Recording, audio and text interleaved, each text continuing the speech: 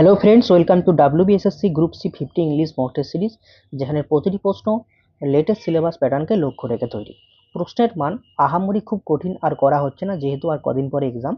হ্যাঁ, তো গ্রুপ সিতে যেভাবে কোশ্চেন আসে সেইভাবেই কিছু কোশ্চেন করা হয়েছে। চলো মক টেস্টের প্রথম প্রশ্নটা দেখো।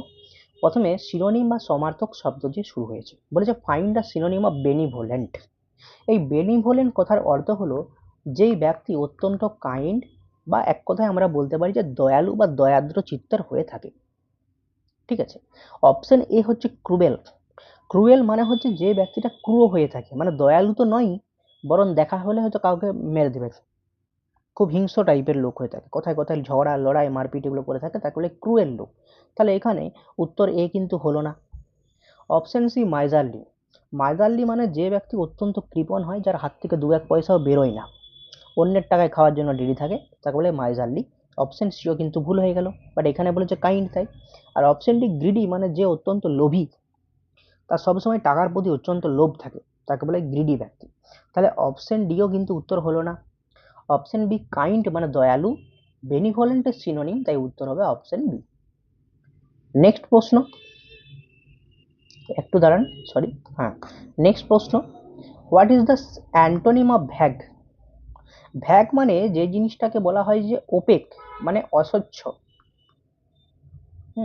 বা আমরা বলতে পারি যে অস্পষ্ট, নট ক্লিয়ার, যেটা পরিষ্কার নয়, বা যেটা জানা নেই, মানে আননোন।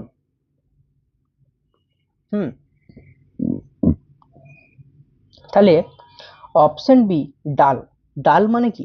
ডাল মানে অপরিষ্কার। তাহলে অপশন বি কিন্তু ভ্যাগের সিনোনিম হয়ে গেল, তাই অপশন বি কিন্তু উত্তর হলো না। অপশন সি আননোন মানে অজানা, যে জিনিসটা স্পষ্ট নয়, ক্লিয়ার নয়, অজানা সেটা। তাহলে এটাও ইনডাইরেক্ট ভাবে ভ্যাগের সিনোনিম হয়ে গেছে, তাই অপশন সিও হবে না। স্যাডি। স্যাডি মানেও কিন্তু তোমার হচ্ছে একটা অস্বচ্ছ টাইপের হয়ে থাকে, এখানে অপশন ডিও কিন্তু উত্তর হবে না। উত্তর হবে অপশন এ ক্লিয়ার বা পরিষ্কার। ওকে।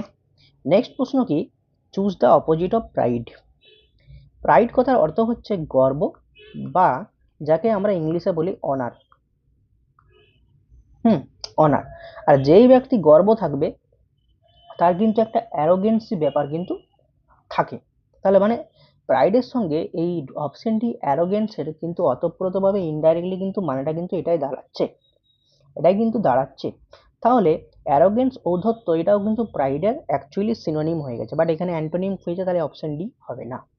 Option C dignity. ডিগনিটি মানে কি? ডিগনিটি মানে হচ্ছে মর্যাদা। তাহলে যার গর্ব আছে তার মর্যাদা অবশ্যই আছে, তাহলে এটাও সিনোনিম, অপশন সিও হবে না। Option A honour. অনার মানেও কিন্তু গর্ব, তাহলে অপশন এ তো হলো না, কারণ এটা synonym. Option B humility. Humility এর মানে হচ্ছে গর্ব তো নয়, বরং যেটা হচ্ছে কলঙ্ক টাইপের, তাহলে অপশন বি হবে এখানে সঠিক অ্যান্সার। নেক্সট প্রশ্ন, প্রিপোজিশন বলছে he is proficient dash mathematics, মানে সে ম্যাথমেটিক্সে অত্যন্ত দক্ষ, মানে যেটাকে আমরা বলে থাকি good at mathematics. Good at mathematics. তাহলে এখানে প্রফিশিয়েন্টের পরে ইন প্রিপোজিশনটা বসবে, যেটা হচ্ছে অপশন বি। এর মানে হচ্ছে অঙ্কে তার বেশ ভালো দক্ষতা রয়েছে। নেক্সট প্রশ্ন 5 নম্বর কি বলেছে, the property was divided dash the two brothers. তাহলে এইখানে এর আগে কি দেখেছিলাম, এর আগের মকে, যে হচ্ছে বিটুইন মানে দুইজন বোঝায়, আর দুইয়ের বেশি বোঝাতে অ্যামাং হয়। এখানে বলেছে যে সম্পত্তিটাকে দুই ভাইয়ের মধ্যে বিভক্ত করা হয়েছে, তাই এখানে উত্তর হবে অপশন বি, বিটুইন। নেক্সট হচ্ছে কি, we should abide dash the rules of the school, মানে আমাদেরকে স্কুলের নিয়ম কানুনগুলোকে মেনে চলা উচিত। তাহলে অ্যাবাইডের পরে হচ্ছে বাই বসে, অ্যাবাইড বাই মানে হচ্ছে মেনে চলা বা মান্য করা, এখানে অপশন বি হবে সঠিক অ্যান্সার। নেক্সট কি, স্পেলিং এরর কোথায় আছে?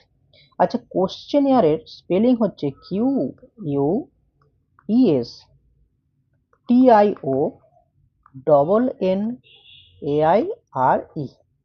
এখানে দেখো অপশন এ তে Q U E S T I O N N A I I R E, তাহলে অপশন এই কিন্তু তোমার অ্যান্সার হয়ে গেছে। এখানে কোথায় ভুল আছে? এখানে ডবল এন নেই, তাহলে এটা ভুল ছিল। এইখানে দেখো এ আছে, আইটা নেই, তাহলে সি ভুল ছিল। আর এখানে কিউ ইউ ই এসটা নেই, তাহলে অপশন ডিও ভুল ছিল। অপশন এ হবে তোমার সঠিক অ্যান্সার। নেক্সট হচ্ছে গ্রামাটিক্যালি কারেক্ট সেন্টেন্সকে চুজ করো।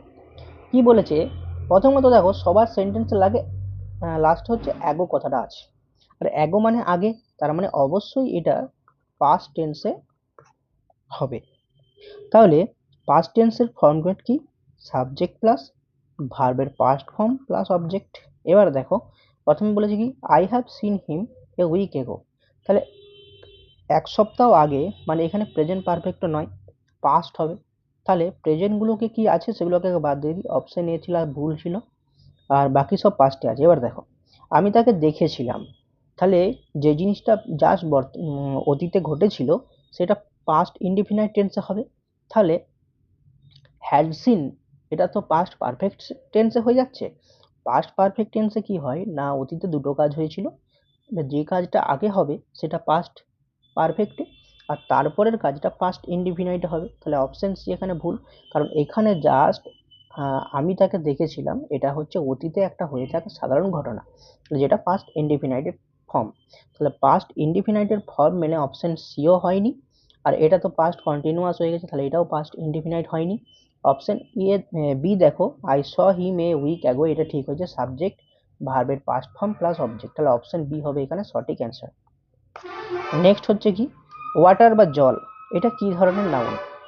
দেখো কালেকটিভ নাউন মানে তোমার হচ্ছে নাউনের গুচ্ছ, মানে গ্রুপ অফ নাউন্সকে কালেকটিভ নাউন্স বলা হয়। যেমন a shoal of fish, a bucket of flowers, এইটাকে বলা হচ্ছে। ম্যাটেরিয়াল মানে হচ্ছে পদার্থ। পদার্থ মানে কি, যেই পদার্থটা দিয়ে বা যে দ্রব্যটা দিয়ে, তো মানে যে পদার্থটা দিয়ে বা ম্যাটেরিয়ালটা দিয়ে কোনো জিনিস তৈরি হয় তাকে বলা হয় ম্যাটেরিয়াল নাউন। যেমন হচ্ছে সোনা, হ্যাঁ। অ্যাবস্ট্রাক্ট নাউন মানে যেটাকে ফিল করা যায়, মানে সেটাকে চোখে দেখা বা ছোঁয়া যায় না ফিজিক্যালি, কিন্তু তাকে ফিল করতে হয়। আর প্রপার নাউন মানে তোমার হচ্ছে যেটার মনে রাখবে যে ফার্স্ট লেটার তোমার হচ্ছে ক্যাপিটাল হবে, মানে ওটা একটাই রয়েছে, তাই ওটা প্রপার নাউন। ঠিক আছে, তাহলে এখানে যে জল, সেই জলের সংকেত হচ্ছে কি H2O। H2O, তাহলে এটা হচ্ছে জল, সেটা হচ্ছে একটা হচ্ছে ম্যাটেরিয়াল বা পদার্থ, তাই অপশন সি হবে এটা ম্যাটেরিয়াল নাউন। ঠিক আছে, লাস্ট প্রশ্ন, কোথায় এরর কারেকশন আছে বলেছি কি one of my friend is a doctor, আমার বন্ধুর মধ্যে একজন, তাহলে ওয়ান অফ মাই ফ্রেন্ড নয়, আমার বন্ধুদের মধ্যে একজন বোঝাতে ওয়ান অফ মাই হয়, তাহলে ওয়ান অফ মাই ফ্রেন্ডের জায়গায় হবে ওয়ান অফ মাই ফ্রেন্ডস। তাহলে কি হবে না, আমার বন্ধুদের মধ্যে একজন কিন্তু ডাক্তার হবে। আর যেহেতু আমার বন্ধুদের মধ্যে একজন বলেছে তাই ভার্ব সিঙ্গুলারই হবে, তাহলে ইজি হবে, এটা ঠিক আছে। তাহলে ভুল রয়েছে কি ওয়ান অফ মাই ফ্রেন্ডে, তাহলে পার্ট এতে তোমার ভুল রয়েছে। ঠিক আছে, গ্রুপ সিতে মাত্র 10টি প্রশ্ন পড়বে, অবশ্যই কমেন্ট করে জানাও তোমার 10-এর মধ্যে কত স্কোর হচ্ছে। আশা করি 10-এর মধ্যে 10ই হচ্ছে। দেখা হচ্ছে পরের ভিডিওতে।